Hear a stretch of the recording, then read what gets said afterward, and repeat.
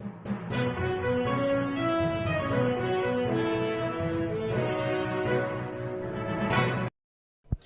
नमस्कार, देख रहे हैं आप मेन पॉइंट जोन।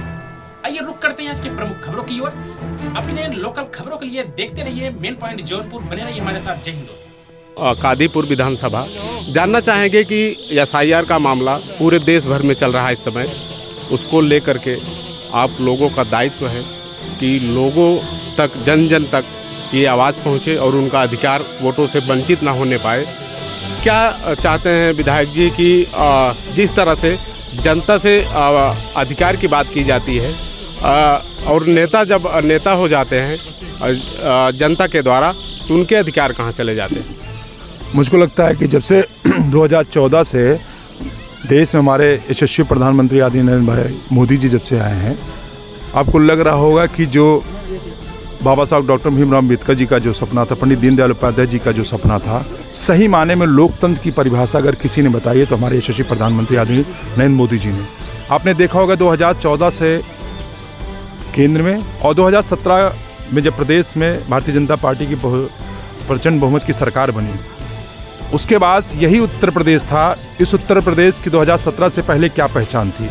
आज जब 2017 के बाद उत्तर प्रदेश की अगर बात होती है तो जहाँ पर सड़कों की बात होती है, विकास की बात होती है, जहाँ पर एक्सप्रेस वे की बात होती है, जहाँ पर इंटरनेशनल एयरपोर्ट की बात होती है, और जहाँ पर जो हमारे रोकना चाहेंगे विधायक जी आपको एक मिनट उसके लिए क्षमा चाहेंगे कि जल्द में माननीय प्रधानमंत्री के द्वारा 4 इंटरनेशनल एयरपोर्ट की उद्घाटन किया गया और वो तत्काल में इस वर्तमान स्थिति में बंद है, उस पर क्या कहना चाहेंगे? ये बंद नहीं है, वो उसको मॉडिफाइड किया जा रहा है, रेनोवेट किया जा रहा है। कोई भी काम देख लेंगे आप, मैं वही कह रहा हूँ ना कि 2014 के बाद, और यही कारण है कि जनता ने, देश ने यशस्वी प्रधानमंत्री जी पे विश्वास किया। 2014, 2019 और 2024 में यशस्वी प्रधानमंत्री जी को तीसरी बार देश की बागडोर इसलिए मिली है क्योंकि पूरे देश का विश्वास यशस्वी प्रधानमंत्री आदरणीय नरेंद्र मोदी जी के अंदर है। और जनता, इस लोकतंत्र में जनता बताती है कि विकास कैसे होता। उससे पहले की आज़ादी के बाद कांग्रेस रही है। कांग्रेस जिस तरीके से काम करती थी, जहाँ पर परिवारवाद होता था, जहाँ पर आपने सुना होगा कि एक प्रधानमंत्री जी कहते थे कि केंद्र से 1 रुपया चलता था तो गांव तक चलते चलते केवल 15 पैसे पहुँचते थे। 85 पैसा कहीं ना कहीं वो भ्रष्टाचार को भेंट हो जाता है। आज जनधन के मामले में डीबीटी के माध्यम से केंद्र सरकार के जो भी हमारे गरीब भाइयों को या किसान भाइयों को जो पैसा भेजा जाता है, जितना भेजा जाता है सीधे हमारे किसान भाई के, युवा भाई को, जो भी हो, उसको सीधे डायरेक्ट खाते में आता है। तो कहीं ना कहीं हमारे यशस्वी प्रधानमंत्री जी ने भ्रष्टाचार पर लगाम लगाया है और यही कारण है आज चौथी अर्थव्यवस्था आने वाले कल में, जो हम प्रधानमंत्री जी ने कहा है कि विकसित भारत 2047 में होगा, जो सपना देखा है, निश्चित तौर पर उस सपने को साकार हमारे यशस्वी प्रधानमंत्री जी के नेतृत्व में हो रहा है। माननीय विधायक जी, एक बात और जानना चाहेंगे आपसे, आपके द्वारा। जैसे आपने लोकतंत्र की बात की, तो लोकतंत्र में देखते हैं लगभग जो सबल रहता है और जो धन बल में रहता है, वो हमेशा चुनाव में लोग लतियाते हैं। जैसे कि निरीह जो चुनाव लड़ना चाहता है, समाज की सेवा करना चाहता है, उनको वंचित किया जाता है। इस पर आप क्या कहना चाहेंगे? पहले आपने देखा होगा जब जातिवाद की राजनीति उसी उत्तर प्रदेश में क्षेत्रीय पार्टियां करती थीं। आज मैं बड़े गर्व के साथ कह सकता हूं, कई हमारे माननीय विधायक हैं जो लॉयर हैं, जो डॉक्टर्स हैं, और एक तो हम बताएंगे कि हमारा जो मतलब कि सीधे क्षेत्र पंचायत का सदस्य था, उसको विधायक बनाया गया है। तो आज भारतीय जनता पार्टी में ये संभव है। जो आप बता रहे हैं पैसे का, वो सिर्फ और सिर्फ भारतीय जनता पार्टी के जब से हमारी प्रदेश में केंद्र सरकार बनी है, जहाँ पर पैसे का कोई महत्व, पहले टिकट बेचे जाते थे, खरीदे जाते थे। आज जब से भारतीय जनता पार्टी के प्रदेश में केंद्र सरकार बनी है, कहीं कोई पैसे का वो नहीं चल रहा। ये और पार्टियों का था कि वोट के नाम पर वोट बेचने का काम किया करते थे। विधायक जी, एक बात और जानना चाहेंगे आपसे कि इस समय सुल्तानपुर सुर्खियों में आप वर्तमान विधायक हैं, कादीपुर विधानसभा 191 से।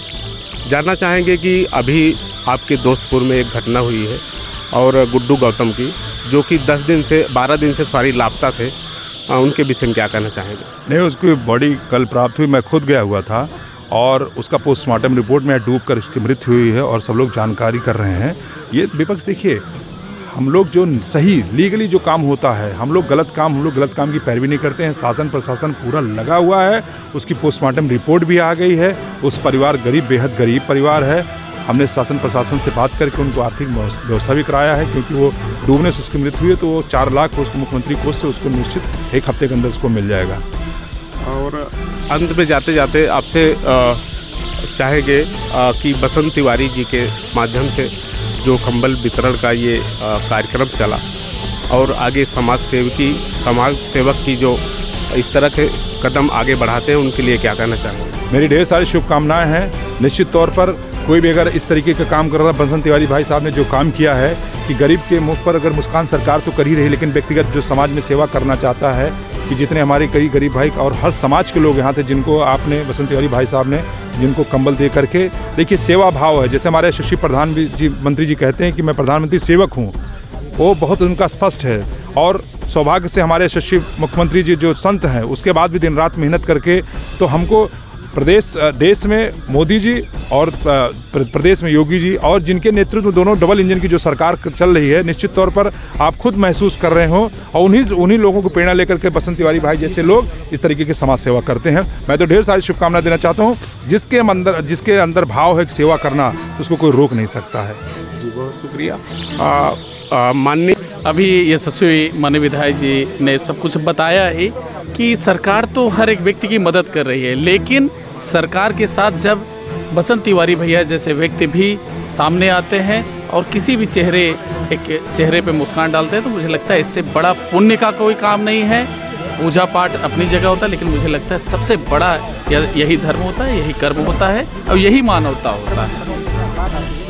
किन जरूरतमंदों को ये कंबल वितरण कार्यक्रम चल रहा है, किन जरूरतमंदों अभी बसंत तिवारी भैया ने कहा कि जिस तरीके से मैं अपने परिवार में अपने माँ के लिए, अपने परिवारजन के लिए मैं भेंट करता हूँ, वैसे ही मैंने सभी के लिए यह भेंट स्वरूप दिया है।